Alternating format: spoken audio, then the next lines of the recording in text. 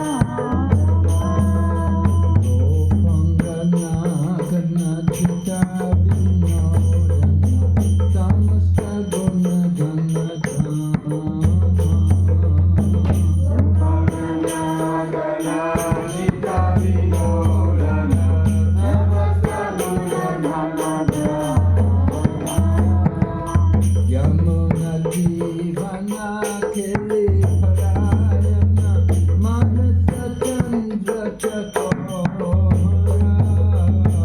Yamuna Jivana Khili Parayana Manasa Chandra Chakora Namashurara Oh Krishna Shurako Vachanamanamo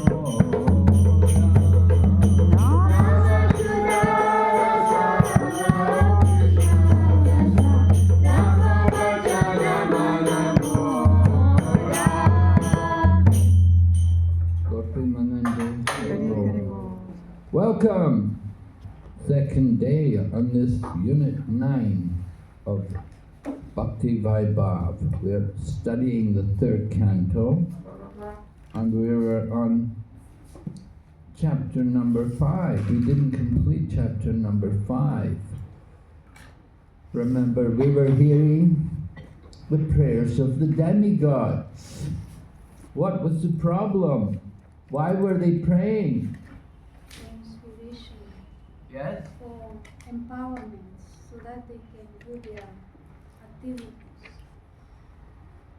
Praying for empowerment. So that they can carry out the activities of universal management.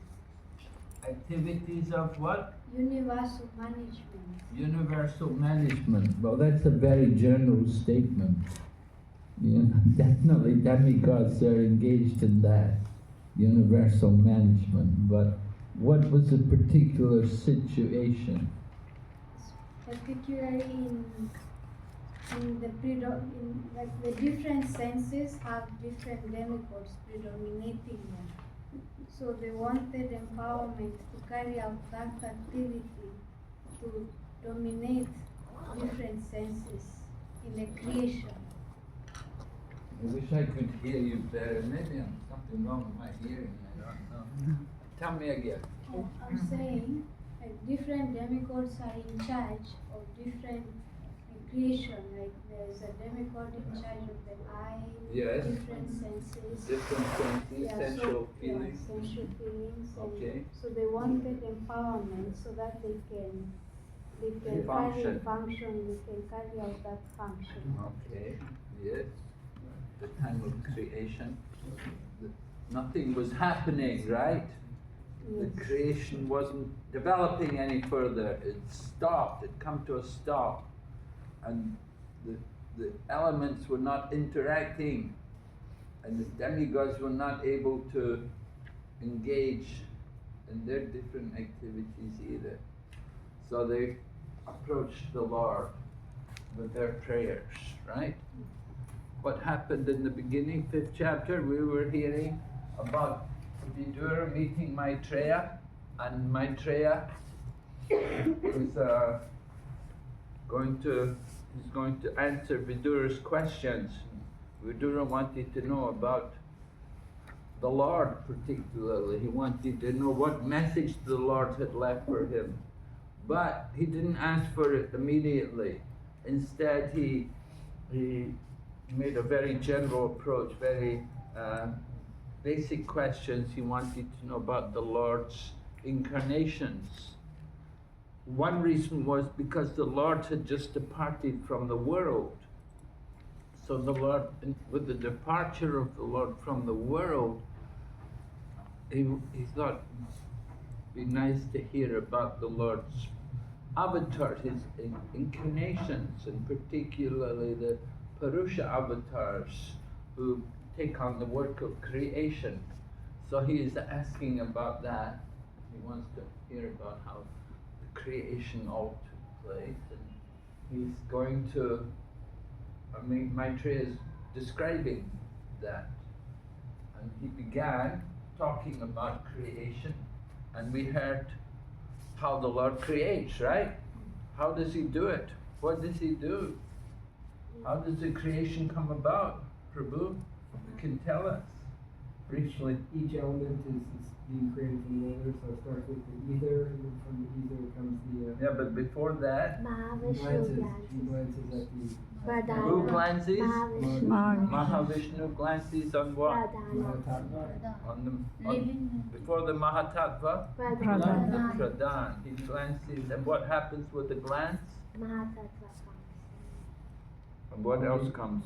All the emotions, False ego. nature, false ego, and the amalgamation of elements, the And jivas. the jivas, the living entities are impregnated, right? With the glance of the Lord, the living entities are all impregnated into the what? Into the cosmic creation, right? They're all put into that cosmic creation. And then we hear about how the Lord creates the different elements one after another, as Prabhu was describing, from the subtle to the gross, right? So in this way the creation comes about, but it comes to a standstill. And then the elemental demigods, as Mataji was saying, the different demigods who have different functions. Can you give me some examples? Who are some of these demigods who have these different functions? Do you know? Well, that's in chapter 6. You don't know yet. Maybe if you haven't looked at chapter 6, you won't know. But anyway, we'll hear today about these different demigods, about what they do, what functions they carry out, and who they are, you know. They've got these different tasks upon them. So tell me about the demigods. Who are they?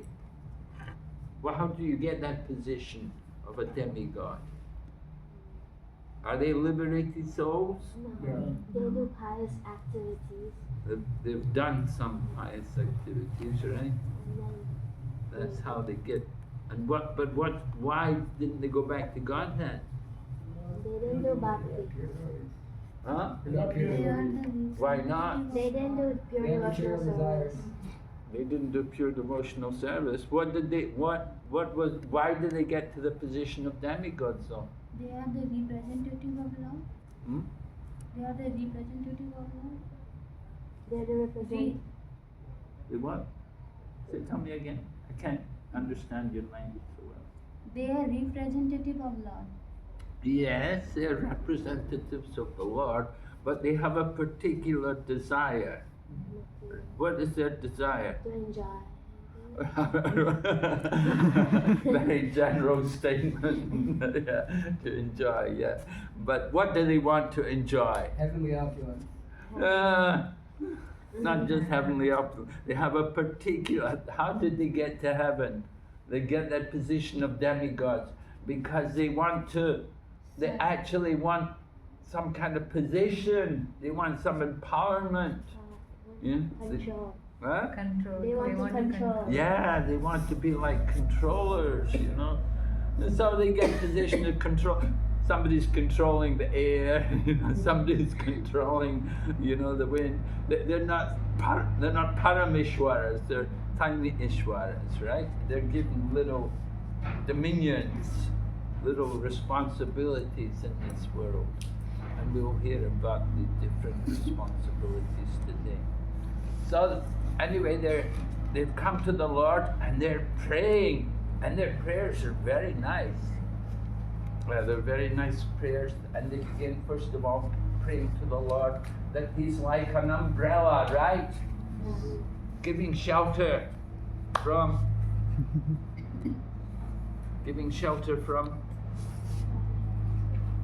what? From the rain. From the cold. What's He giving shelter from? Troubles. Huh? Troubles. Yeah, from the miseries, the troubles of material world, right? That's right. This is it. We need. So when we're in trouble, we pray. Oh God, no. Help me! I'm in trouble. So that kind of prayer is there. And so the demigods are saying the Lord is there to give shelter, to protect. And then what else do they talk about? They talk about, in their prayers, have a look and see what are they praying after saying how the Lord is protecting them and protect them, give shelter. Then what do they pray?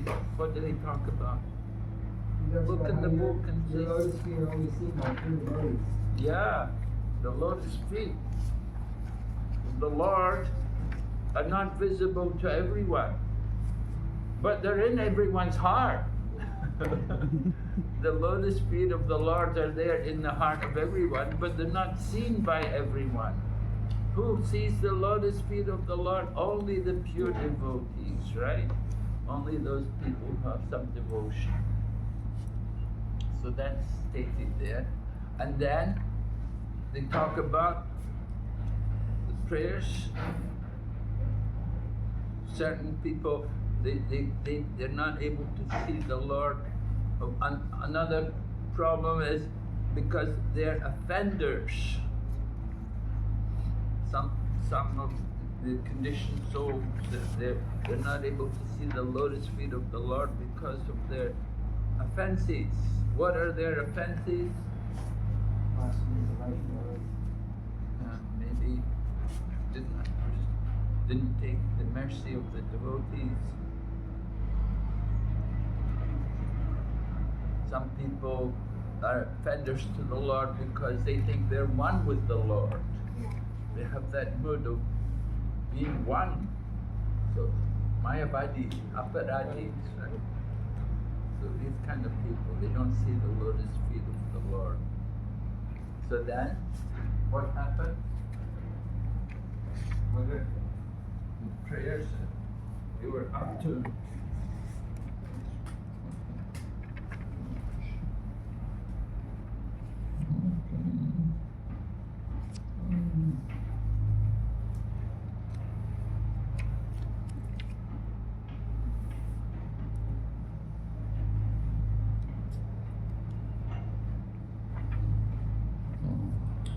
what's going on here?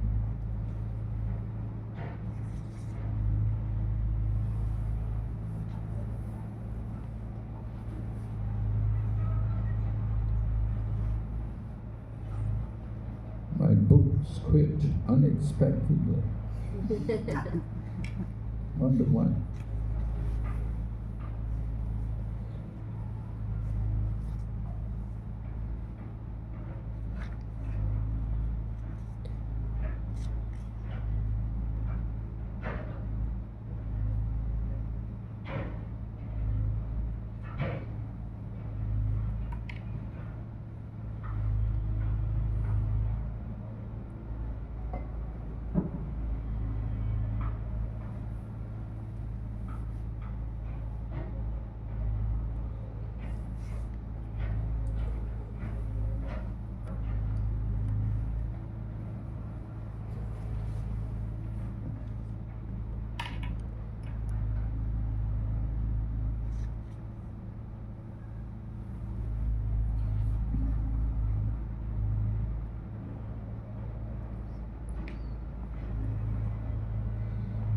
Okay, here we are.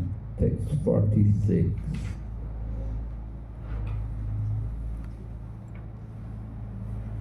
Oh, first of all, 45, Prabhupada talks about the devotees don't mind the offenses of the foolish. The Lord's devotees continue to bestow the blessings of devotion upon all such offenders without hesitation. That is the nature of devotees. Very important point, right? Devotees, we should always be merciful and don't hesitate to give blessings and to help people, even people who are offenders. Try to help them. All right, then 46, yeah, 46. Persons, because of their previous attitude, attain the stage of enlightened devotional service achieve the complete meaning of renunciation and knowledge and attain the Vaikuntha Loka in the spiritual sky simply by drinking the nectar of your topics. So again, one of the main themes in this chapter has been the power of Krishna Katha, hearing Krishna Katha. What were some of the benefits you got from hearing Krishna Katha? Free from threefold miseries. Free from threefold miseries. Adi David,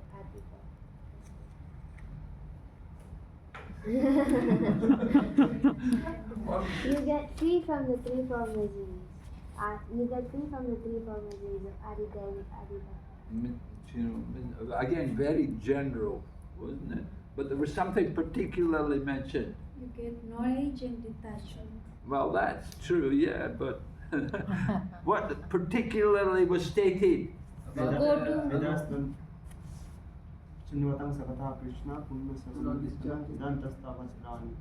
there was a particular... To go back to Godhead? To relatives. Yeah, the family attachment, right? That family attachment, that hearing Krishna Katha can free you from the bondage of family, unwanted family attachment. Right? Sometimes you don't want to be, you have to have a family, you have to take care of your family, recognize your responsibilities, but at the same time, you don't want to be too attached to these things. You know, some people get too attached to the family. Oh, my family, I can't leave my family. So the devotees, by doing devotional service, yeah, they get Gyan and Vairag. These two things come. Prabhupada writes, the difference between the impersonalist mental speculators and the pure devotees is that the former pass through a miserable understanding of the absolute truth at every stage, whereas the devotees enter into the kingdom of all pleasures, even from the beginning. What are these miseries Prabhupada's talking about? Dry austerities. Yeah. Give some examples. What do they do? Sitting under the sun and the fires. Yeah. Fight fires. Or in the freezing water up to the neck. In winter. Fasting. They don't get to eat prasadam. Huh? They don't get to eat tasty. Yeah, they don't take prasadam, don't get to eat prasadam after fasting. We shouldn't have any sense gratification. The Buddhists, you know, they have soap but no smell. If it has a fragrance, oh, that's sense gratification. We were distributing the cookbook. We had some of these Kurma cookbooks, you know, Kurma Prabhu does these cookbooks with all these pictures of these dishes, you know. And we were doing this book fair, some Buddhist monk comes by and said, yeah, I'm vegetarian, let me see. And oh, this is Maya, this is all sense gratification.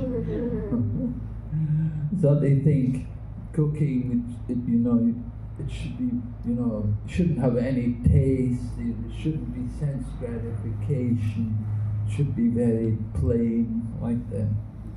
If it's too opulent, oh, sense gratification. They don't understand we cook for Krishna, we offer to Krishna.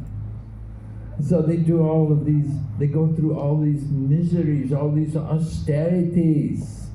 But the devotees, they have a blissful time, right? They chant and dance and joyfully go back to Godhead.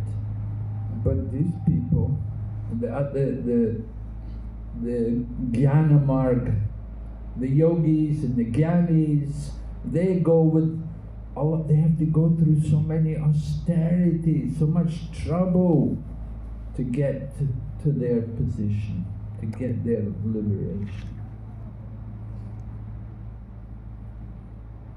So Prabhupada is talking about these things, and the demigods are indicating They say they attain the complete meaning of renunciation. Right? What is the complete meaning of renunciation? Yes, right. To use everything in the service of Krishna. Some more from Prabhupada's purport here. The devotees, however, attain to the highest stage of knowledge and renunciation and achieve the Vaikuntha Lokas, the planets in the spiritual sky. The impersonalist attains only the sky and does not achieve any tangible transcendental bliss, whereas the devotee attains to the planets where real spiritual life prevails. Right? The devotee throws away all achievements like so much dust and accepts only devotional service. Very nice. So the demigods are appreciating the benefits of devotional service. Then, next verse. Others who are pacified by means of transcendental self-realization and have conquered over the modes of nature by dint of strong power and knowledge also enter into you. But for them there is much pain, whereas we devotees simply discharge devotional service and feel no such pain. So the same theme is being continued here about how easy devotional service is. Prabhupada was saying, he said this is a recreation only. It's activities of recreation, chanting and dancing, feasting, and going back to Godhead. But these other people, the jnanis, the yogis, and they so much endeavor, so much labor, so much pain and suffering, torturing the bodies.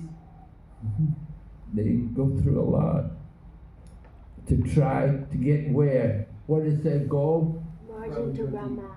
Yeah, into the oneness of the Brahman. So just to get that. Prabhupada said, although their destination is not so important in comparison to the destination of the devotees, the labor of the non-devotees is far greater than that of the bhaktas. They, we labor, but we don't labor so much. The union of the impersonalists and the union of the devotees are not on a par. There's a big difference. The liberation sought by the impersonalist is already achieved in devotional service. The devotees attain mukti automatically while continuing the transcendental pleasure of maintaining individuality. And Prabhupada concludes, one should not mistake the destination of the devotees and that of the impersonalists to be one and the same. Destinations are distinctly different, and the transcendental pleasure derived by the devotee is also distinct from chinmatra, or spiritual feelings alone. So the superiority of the process of bhakti is being appreciated by the demigods. Although the demigods are conditioned souls, still we have to respect them because they are taking on responsibilities on behalf of the Lord. They're doing administrative functions in the universe, so they've achieved that position.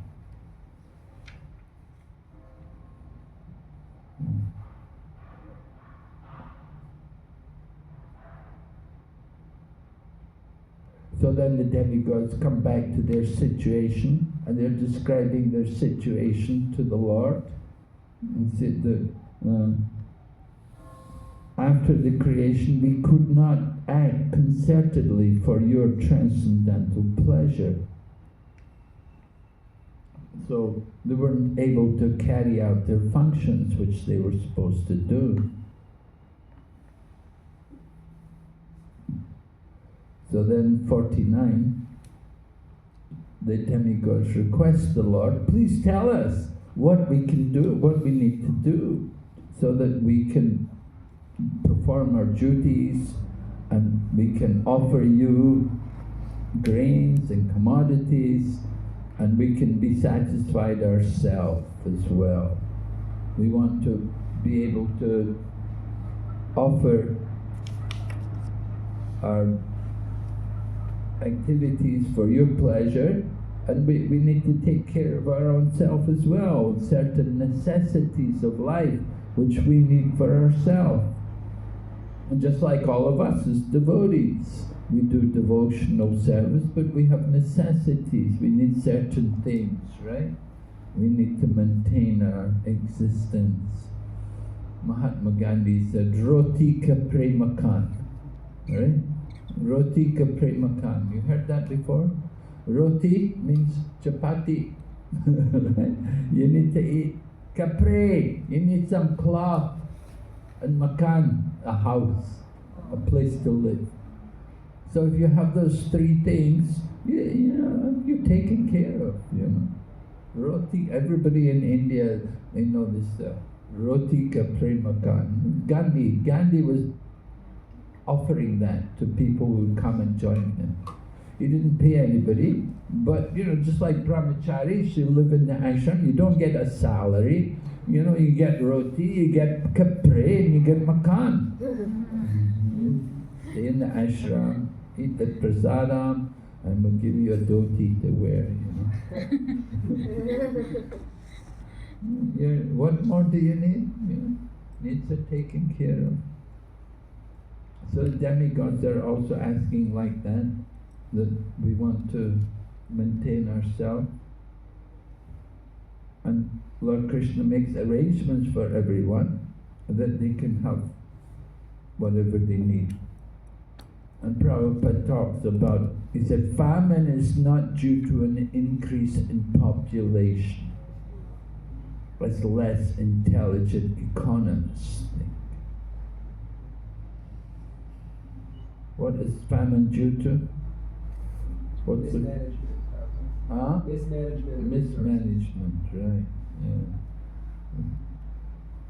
So we need to learn to use everything for the satisfaction of Lord Krishna. When we use everything in the proper manner, then everything will be provided.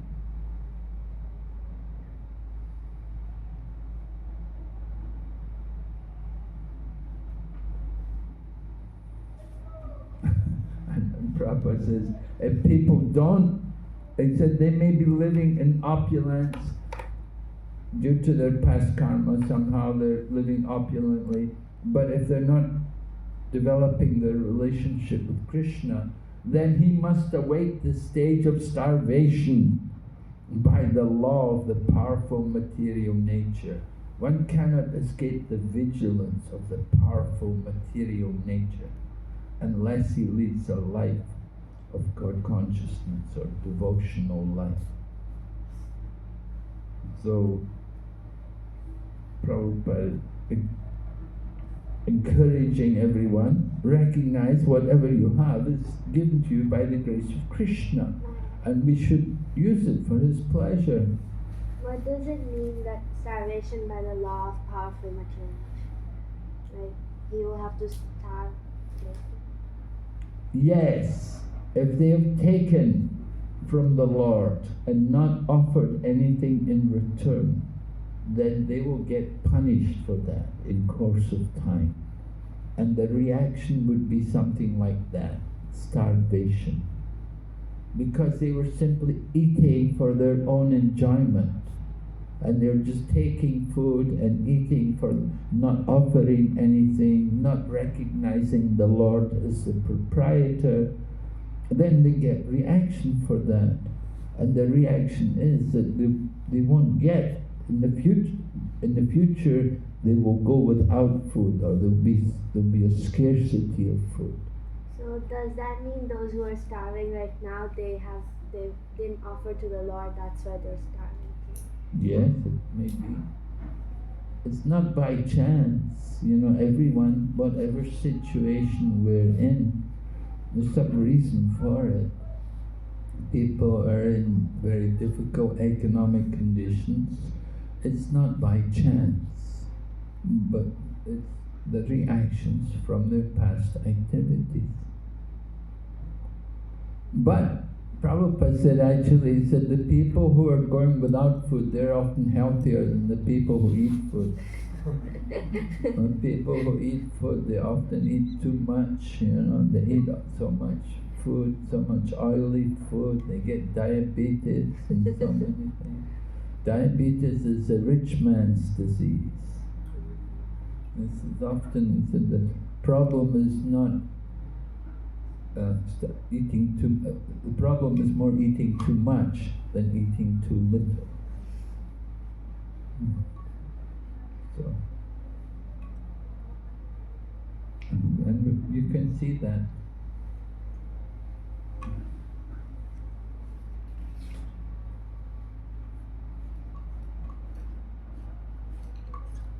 So then,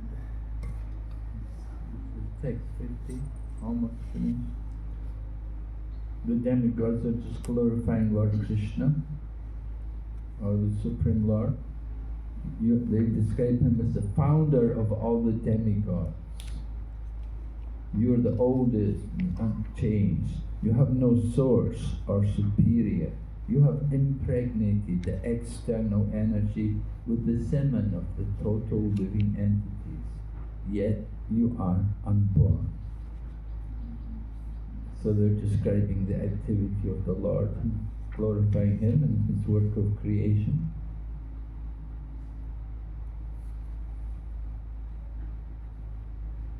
And then finally, they request the Lord, so please give us, who were created in the beginning from the Mahatattva, the total cosmic energy, please give us your kind direction on how we shall act. Give us perfect knowledge and potency so that we can render you service in the different departments of subsequent creation. So we're going to hear about these different departments, different demigods, each have their different departments, overseeing the affairs of the material world and material bodies which we have. Right? There's so many demigods. How many demigods are there? 33 millions. Crore. 1 crore, 10 million. So 33 crores.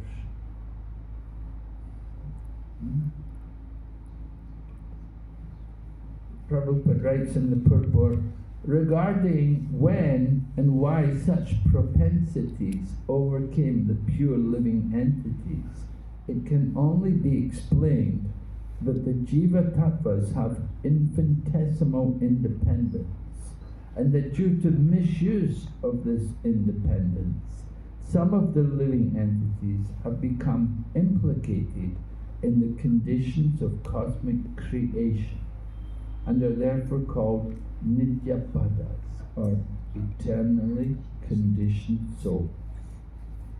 Right? Eternally conditioned souls does not mean that we have to remain eternally conditioned souls.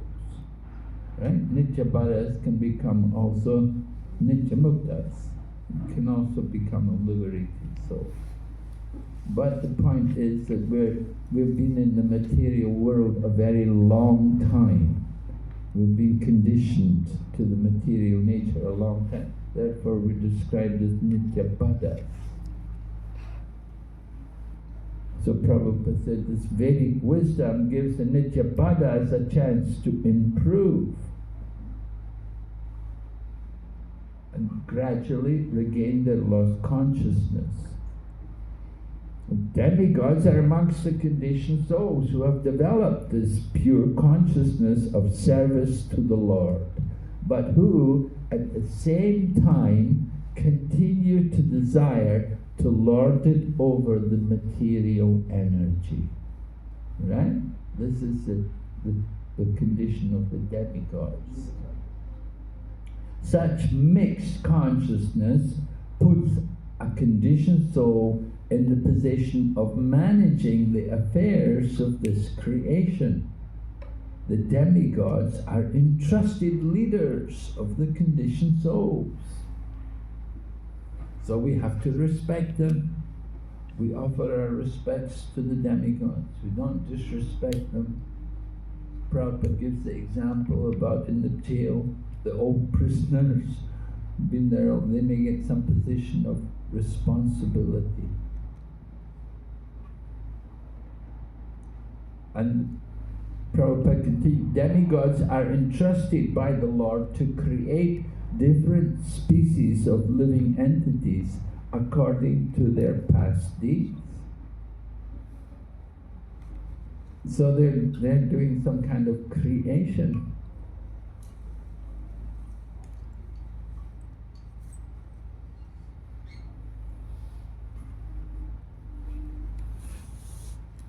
So how to do that?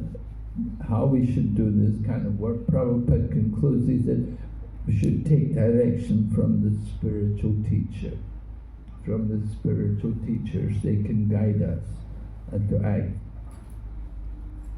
And he talks about Buddhi Yoga and quotes 241.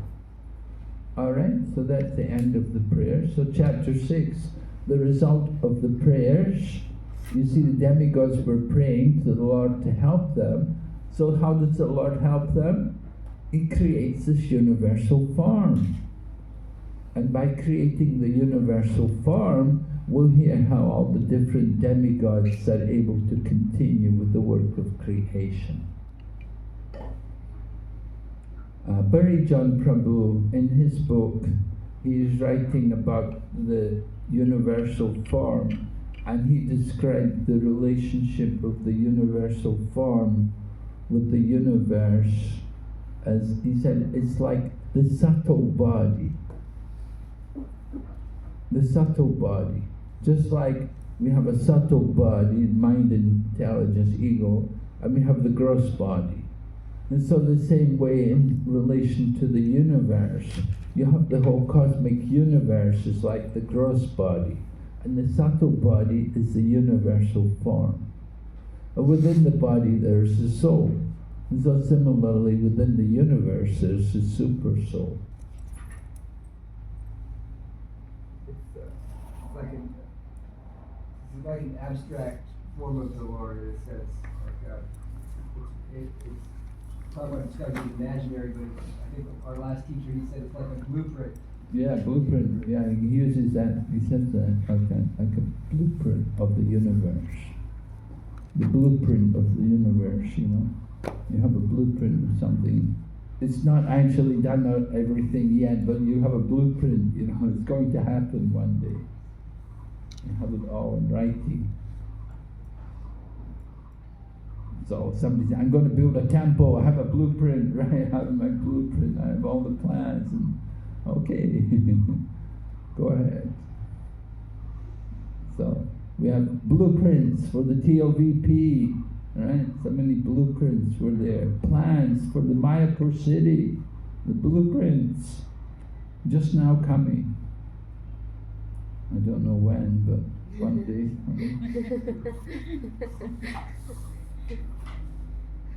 Alright, so we'll go ahead to chapter number 6.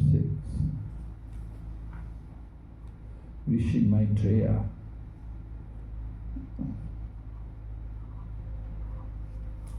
So the Lord heard the prayers of the demigods, how the different functions of the universe had been suspended due to the non-combination of his potencies.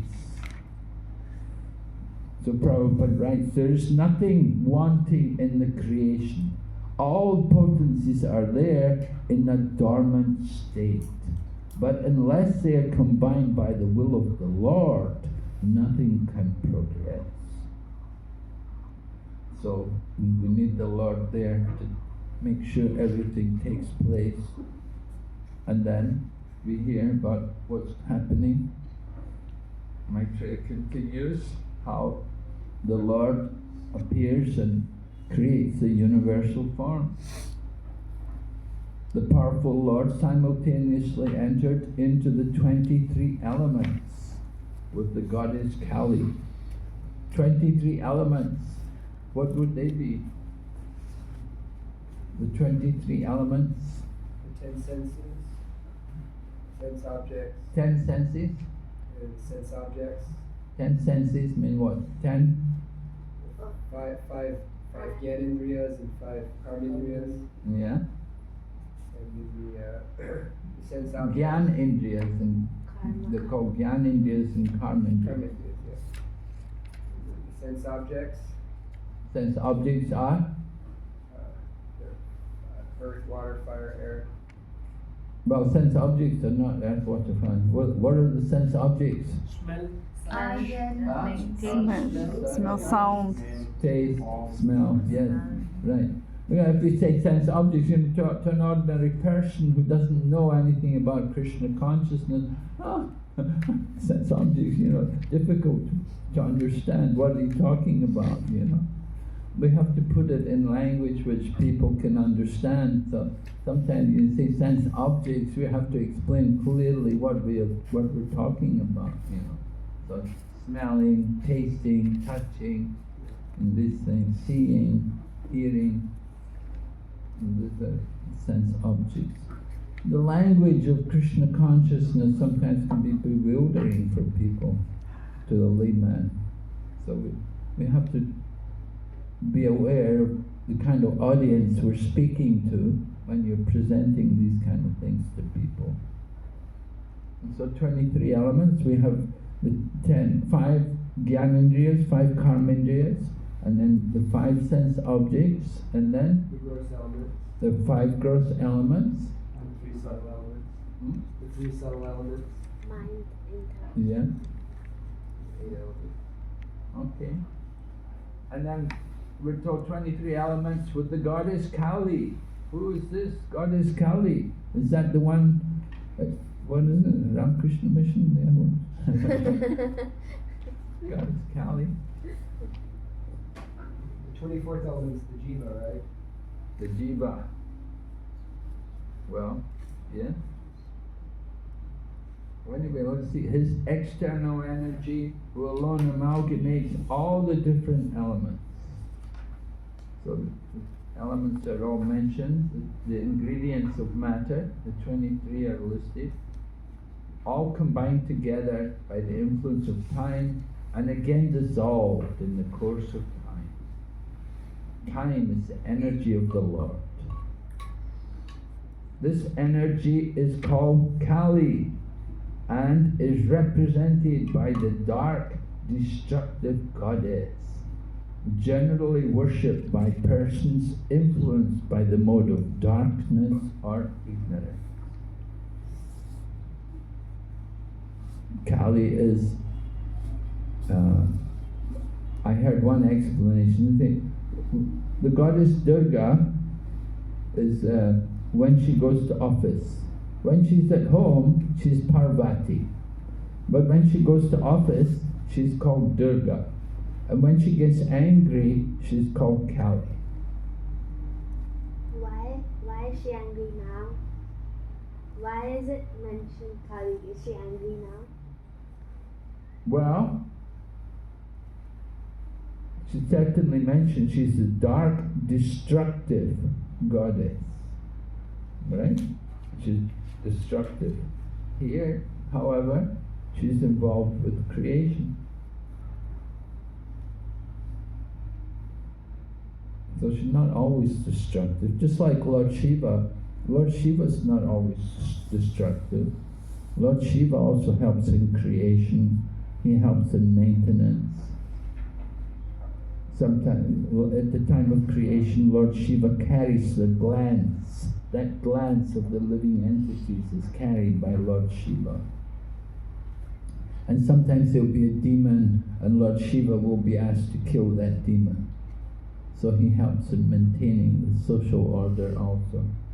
But his main function is destruction.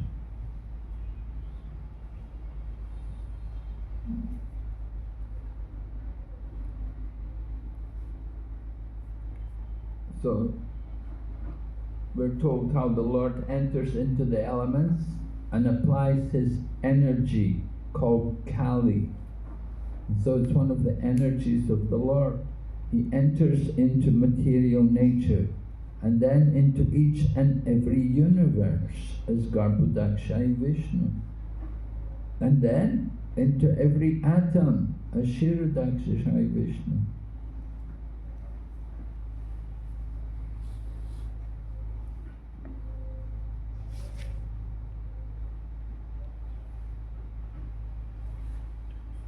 So in this way, Prabhupada is describing this creative activity of the Lord. The Lord enters into the elements by his energy. All the living entities were enlivened into different activities, just as one is engaged in his work after awakening from sleep. So the example is given again about sleeping. The living entities are woken up and engaged in activities. So with the dissolution, after the time of the destruction comes about, the universe is annihilated, then all the living, what happens to the living entities after the creation is over, maintained, is over, there's annihilation, then where do all the living entities go? Enters into the Lord. Which form? Going to Mahavishnu, right. They're going to Mahavishnu. So at that time, they're in a sleeping condition. They go in a big sleep. At the end of the life of Brahma, there's the life of Brahma, when it's over, then there's a long time before there's creation again. It takes some time. So Mahavishnu breathes in, all the universes are everything breathes, it comes into Mahavishnu, and they remain in Mahavishnu until he breathes out, until the next breath. And it takes millions of years. It could take a long time. At that time, the living entities are in a sleeping condition. Just like at the end of the day, we take rest, we sleep. And so at the end of the life of Brahma, then if we're still in the material world and we're not able to go back to Godhead, you enter into the body of Mahavishnu. You take a long sleep, a very long time. We're in that condition. So the individual living entities have a chance to liberate themselves, and that chance is coming through the Vedic wisdom.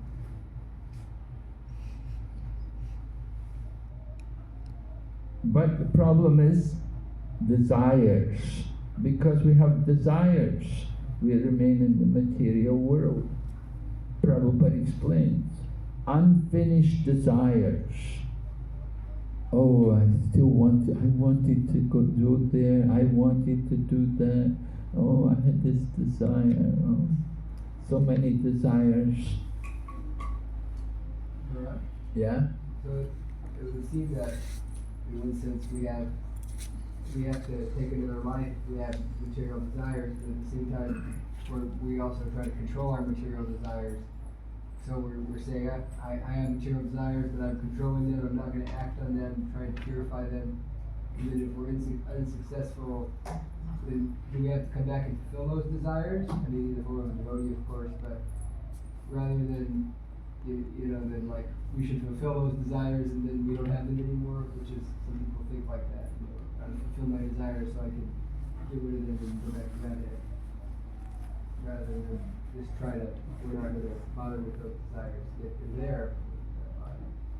Well, these desires are there because of our conditioning in the material world, because of our conditioning, because of association, the different experiences which we have in the material world, how we spend our time here. We become conditioned and we develop these desires. These desires don't just come about by chance, but we put ourselves into these situations.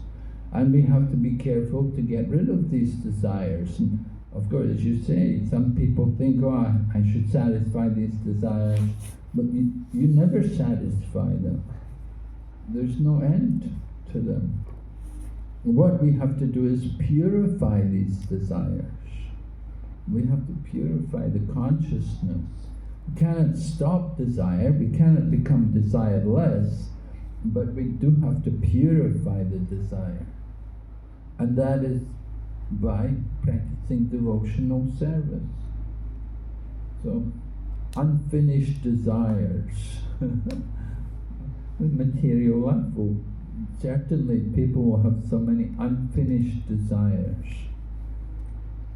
And Prabhupada said that the living entity forgets everything, but the Lord is a super soul, and He reminds us. Although we forget at the time of entering into Mahavishnu, we forget everything and take that big sleep, but then the super soul is there, and He wakes us up the next time creation comes about, and He reminds us, oh, that desire, oh, I had that desire, I wanted to go there, I wanted to do that. And so these desires cause us to take another birth. And it keeps us in material life. And this has been going on since time immemorial.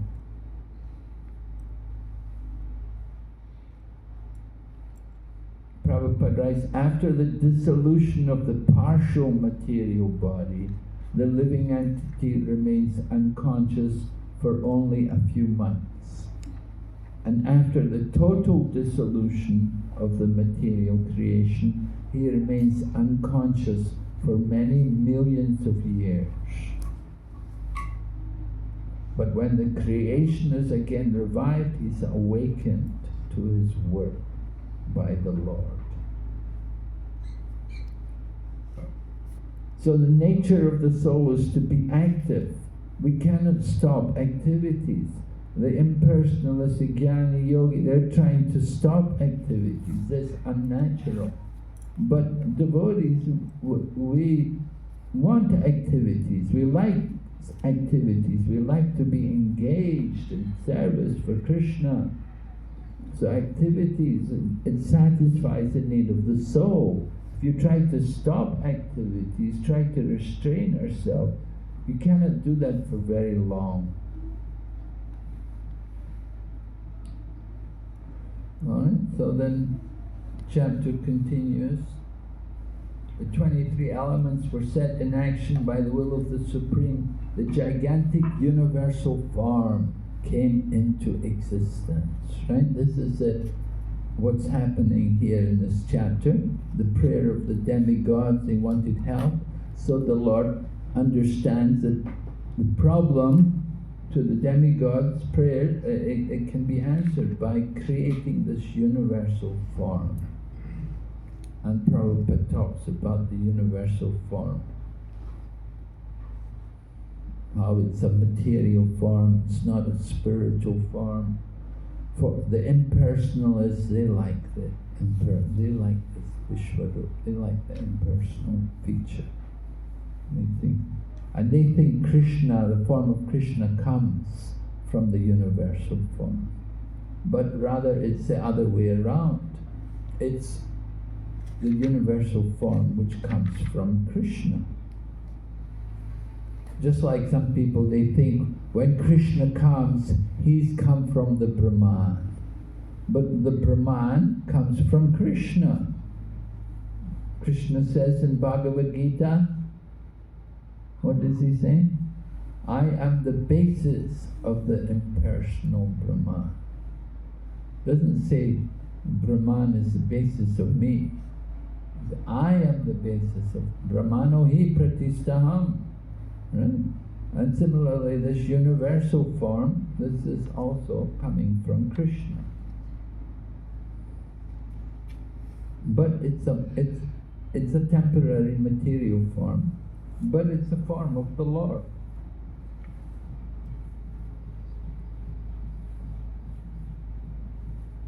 And so we hear about what with the creation of the universal form, he enters into all the elements of the universe.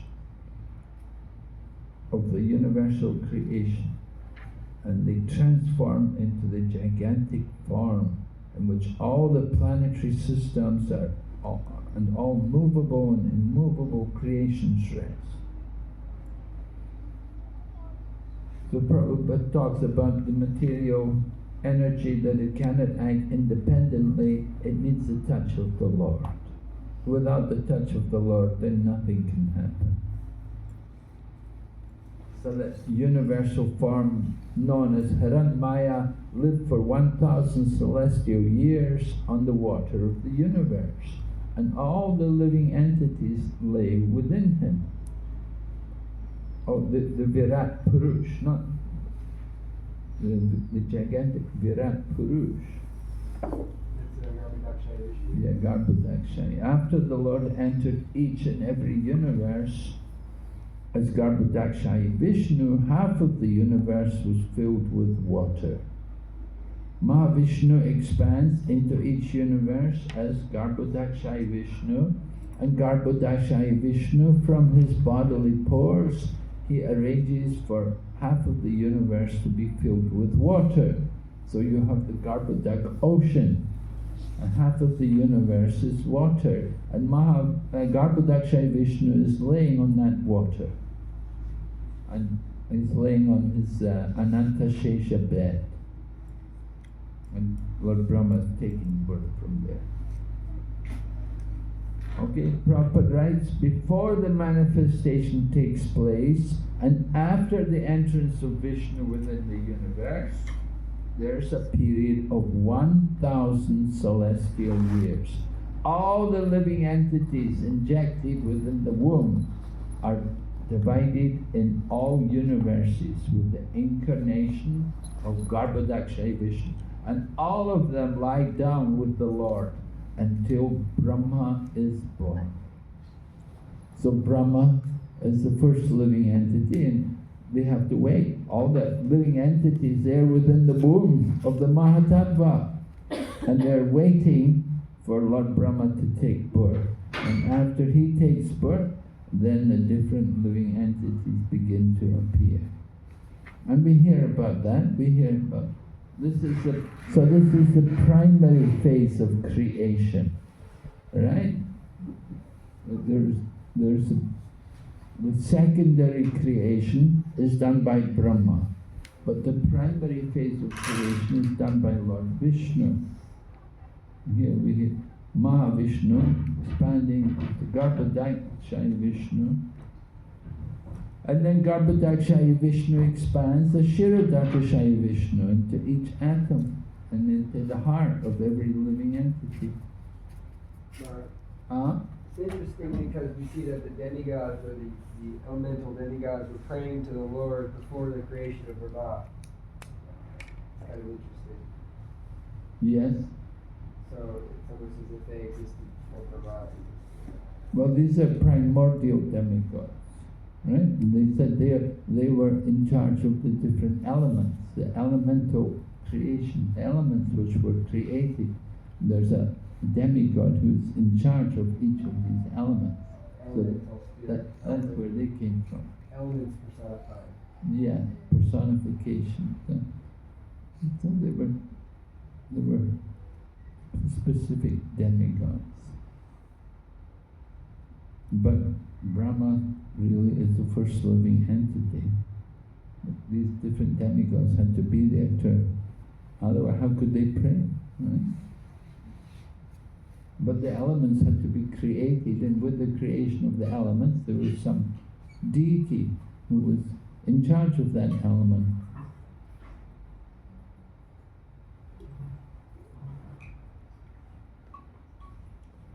So then they talk about the 1, the 10, and the 3.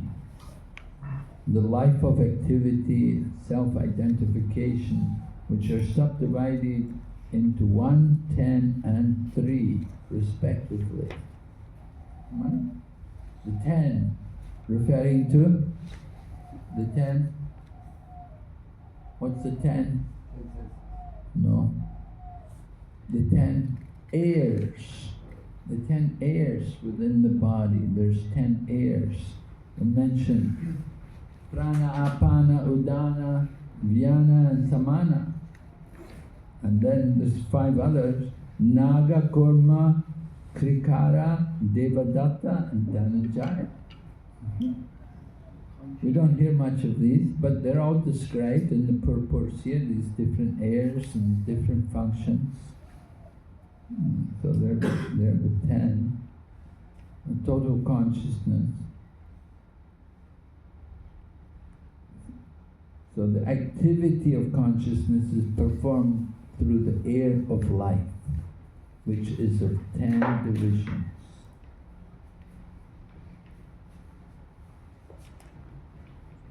But the consciousness becomes polluted, and so you get false ego, bodily identification. There needs to be a synthesis between the individual soul and the super soul. There has to be perfect one. In pure consciousness, the activity is one. And Prabhupada talks about how the monists, or the Advaitavadis, Jnanavadis, they believe there's only one consciousness. But for the devotees, we say, no, there's 2. There's the individual consciousness and the super consciousness. And there has to be harmony between the 2. And so they, in the sense, they're one because there is agreement. They are one in desire. They cooperate together. That's the oneness. But the Jnanavadis, they just say, no, everything, there's only one. There's only the super soul. There's only the Lord in the heart. So Advaitavada, they only speak about the one soul.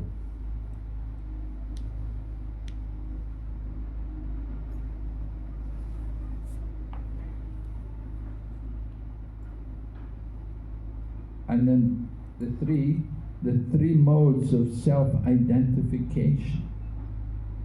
Adi-atmic, adi-bhautic, adi-daivic. Different meanings to these, as we usually, unlike what we usually hear. So Prabhupada mentions about these things. Adi-daivic self-identification is the beginning of purity of consciousness in pursuance of the desire of the Lord. Aditaivic. Self-identification as a servant of the Lord. Adhyatmic is identifying with the body and mind. Adibhautic, identifying with the material products.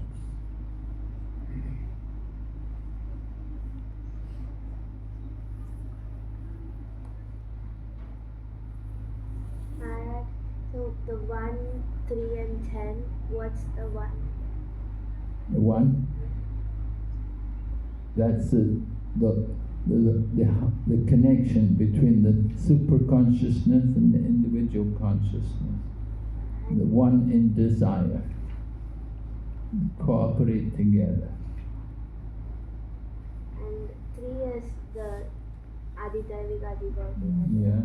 And 10 are the 10 airs. Mm-hmm.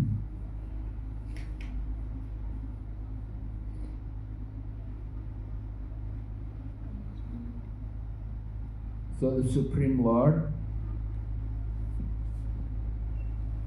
is the first incarnation and plenary portion of the Super Soul. The universal form is related to the Super Soul. It's a subtle form.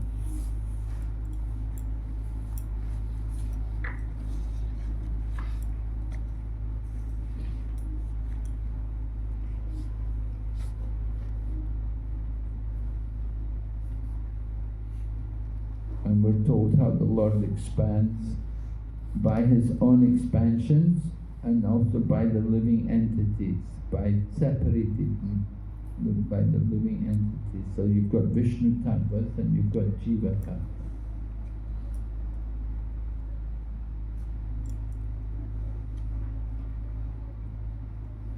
Prabhupada said, the mystic yogis consider the living entities and the super soul to be one and the same.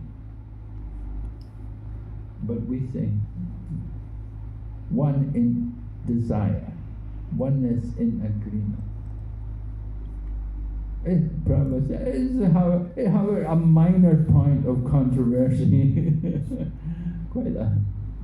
It's a common thing anyway, the controversy. Advaitavada or Dvaita. Madhvacharya said 2, Shankaracharya said 1. Everything is one. Madhva said, no, not 1, 2.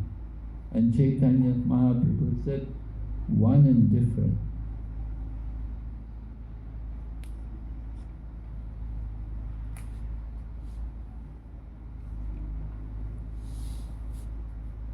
And then again,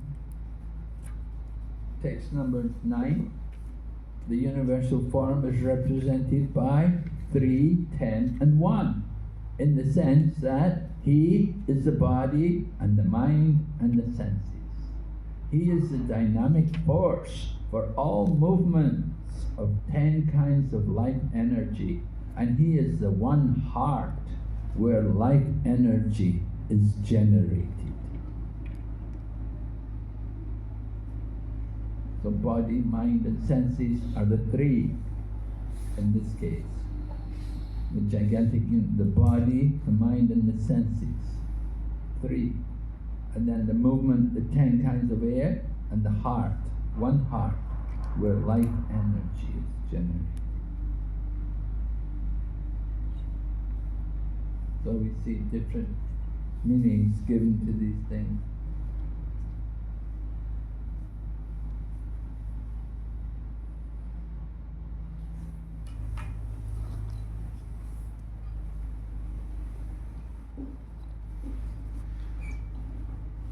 Prabhupada talks about each of the different airs.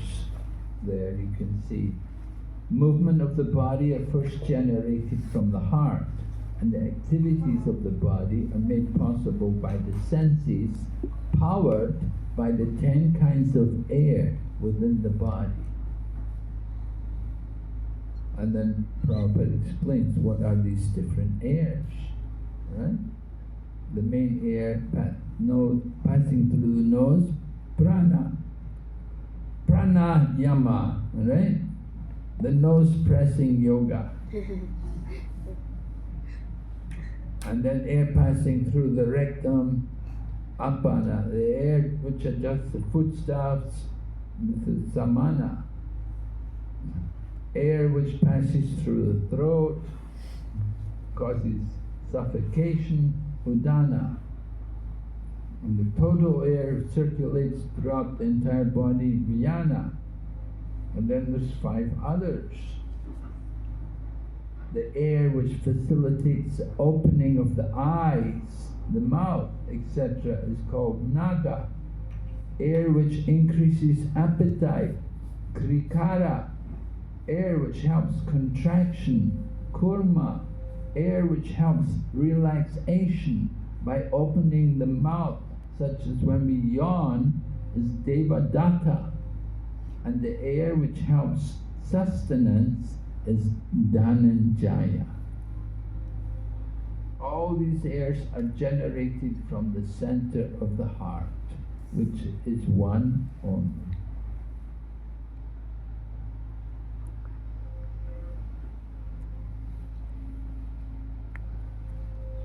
And then Prabhupada quotes 15:15, how the Lord is in the heart and He's directing everything and causes knowledge, remembrance and forgetfulness. So how the super soul is functioning.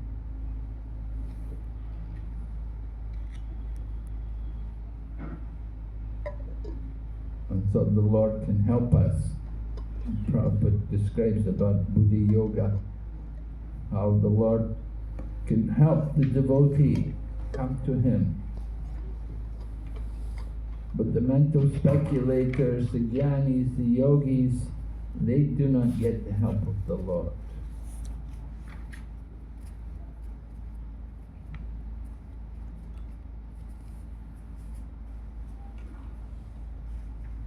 super soul. The Supreme Lord is the super soul of all the demigods entrusted with the task of constructing the cosmic manifestation. So being prayed to by the demigods, the Lord thought to himself and manifested the gigantic form for their understanding.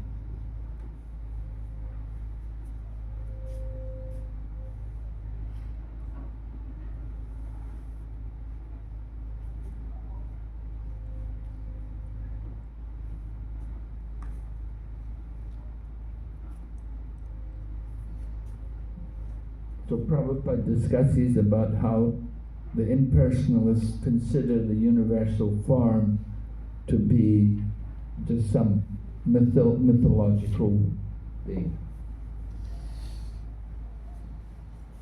They think that the control behind this universal form is imagination. We say that universal form, there's a Supreme Lord controlling it, it's coming from him. But they say no, it's just imagination. They cannot understand how there's a controller, a person behind the creation. Then they think the whole creation itself has just come about by chance. So Prabhupada talks about how a woman gives birth to a baby. She doesn't do it independently.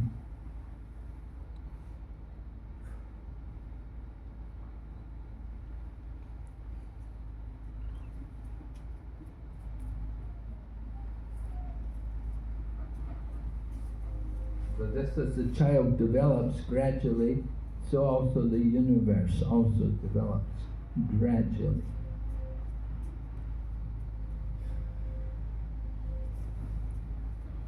But materialistic people, they cannot understand how there's a soul and the super soul.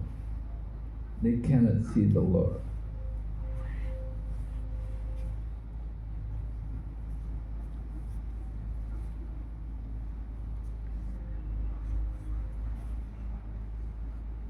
And Prabhupada talks about the attempts of these people to try to understand the origin of creation, how the world came about. He talks about the frog in the well and their PhD, right? What does Prabhupada say PhD stands for? PhD stands for? Plow department. The plow department. Yeah, why does he say that? Why is he saying that? You're digging but not getting anything. Huh? Is it like you're digging but not getting anything out of the digging? Well, what kind of people usually are tilling the field, right? Are they very intelligent people usually? No. Attempts of the tillers. Prabhupada said the attempts of the tillers in the paddy field to understand the cosmic manifestation and the cause behind such wonderful work can be compared to the endeavor of the frog in the well to calculate the measurement of the Pacific Ocean.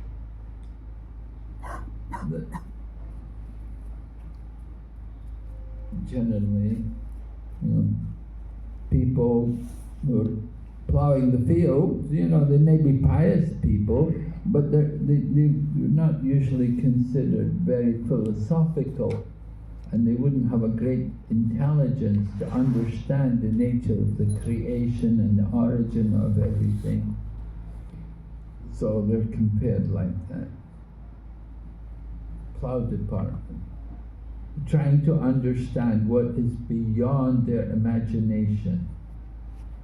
Right? Why is it beyond their imagination?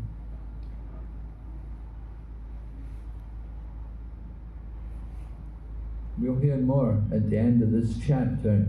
Maitreya Muni will describe more about how this is so inconceivable. The potency of the Lord is so inconceivably great that it's just beyond power of the imagination, of the intelligence. Even devotees, to try to understand the power of the Lord and His potencies. It's just beyond our ability to describe everything. Even the Lord Himself cannot understand His own potencies, because He's expanding them all the time, continually expanding them. So even the Lord cannot understand His own. What to speak of the plow, the man with the plow, plowing the field? You know, he's also not going to be able to understand anything about the Lord. So, like a frog in the well, what can the frog understand about the ocean? Is it 4 times as big as my well? Is it 5 times as big as my well? Like that. So, demigods controlling the elements pray to the Lord for guidance, and the Lord manifested His gigantic form. Alright, we'll take a break. Let's have a break.